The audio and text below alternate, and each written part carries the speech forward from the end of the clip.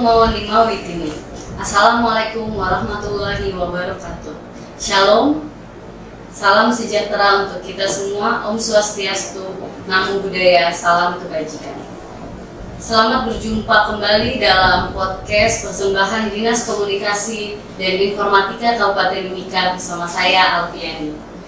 Sebagai gambaran umum, podcast ini bertujuan untuk menyebar luaskan informasi kepada masyarakat Kabupaten Mimika dimanapun berada.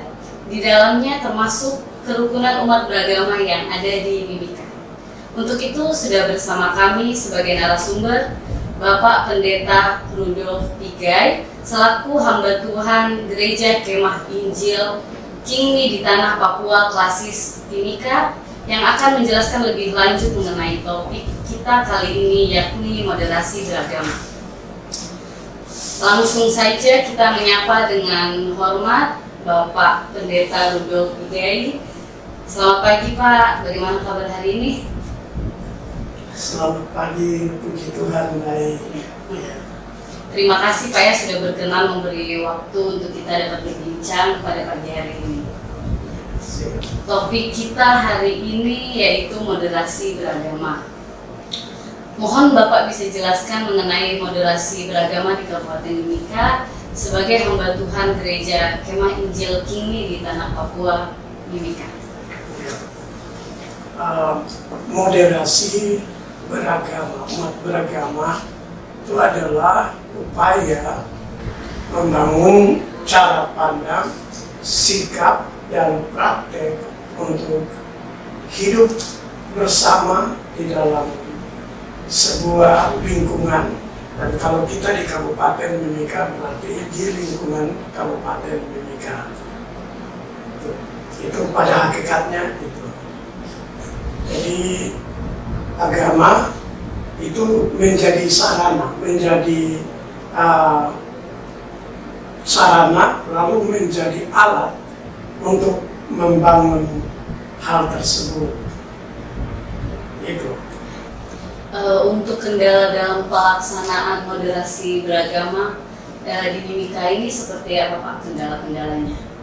Kendala yang jelas itu masalah kemajemukan, ya kemajemukan, tetapi itu kendala yang merupakan tantangan, ya kendala yang merupakan tantangan bagi gereja, bagi umat, bagi pemimpin agama dalam merancang sebuah pelayanan di mana pelayanan itu bisa membangun cara pandang lalu membangun sikap dan karakter untuk mempraktekkan ajaran agama di dalam kehidupan sosial bermasyarakat yang pada ujungnya untuk menciptakan kerukunan umat beragama. Nah, agama itu sesungguhnya adalah saya bisa katakan itu seperti tangan kanan atau kekuatan yang sangat utama sekali dalam membangun kesatuan umat tadi. Yang agama perlu lakukan adalah kebenaran mengenai iman itu tanggung jawab agama dan itu di dalam lingkungannya sendiri. Tetapi untuk hidup bersama yang diajarkan tadi itu untuk kepentingan bersama dalam kehidupan bermasyarakat. Contoh, misalnya kami dalam kekristenan. Firman Tuhan mengajari kita bahwa puasa yang sebenarnya di dalam kitab Yesaya itu, puasa yang sebenarnya adalah itu memberikan tumpangan kepada yang berkesusahan, memberi pakaian kepada yang tak berpakaian, lalu memberi makanan kepada yang lapar. Nah, itu ajaran seperti ini yang justru bermanfaat di dalam kehidupan bersama di dalam masyarakat.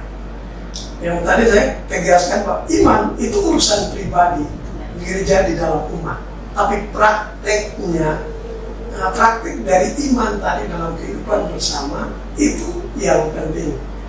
Dan ketika kita lakukan itu luar biasa, karena semua masyarakat itu akan melihat bahwa ternyata daerah ini rumah kita bersama.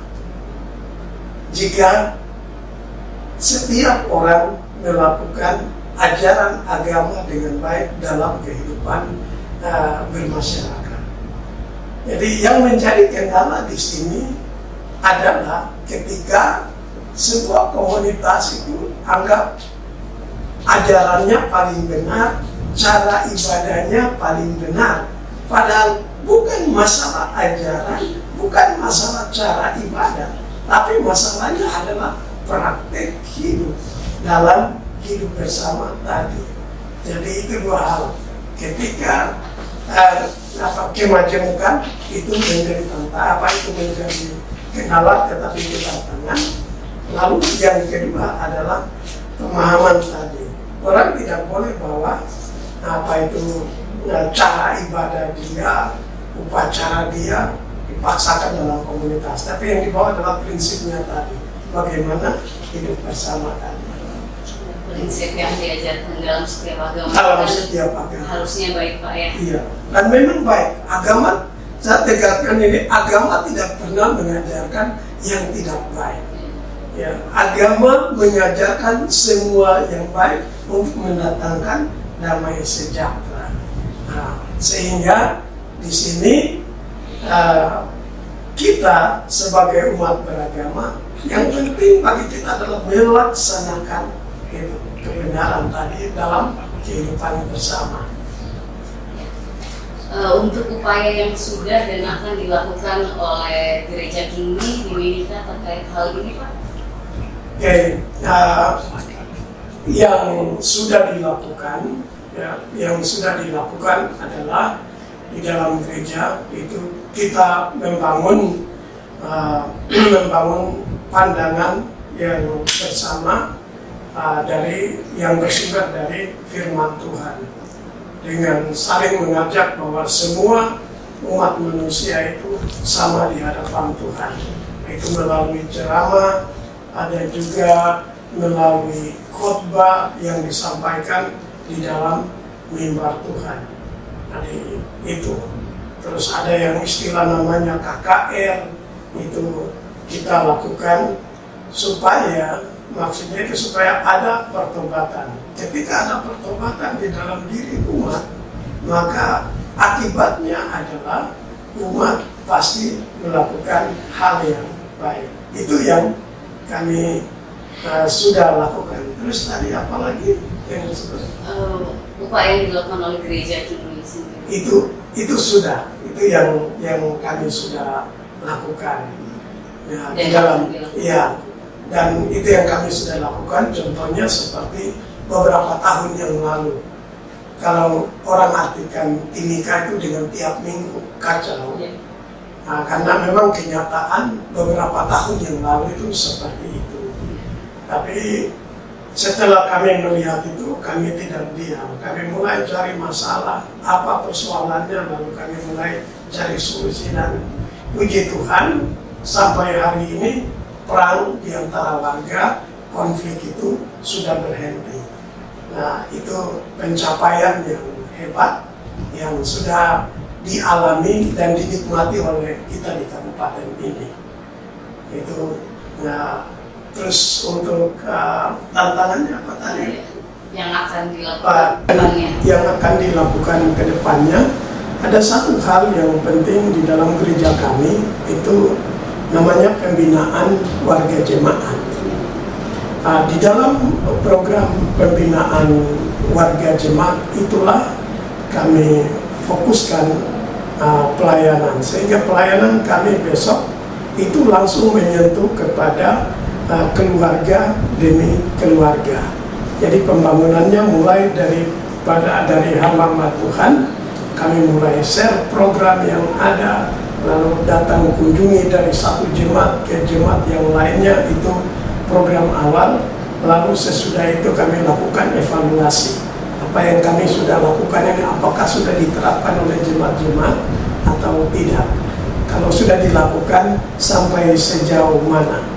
Jadi pembinaan jemaat itu kami lakukan. Nah ini pembinaan ini ada dua, satu masalah rohani, satu masalah jasmani.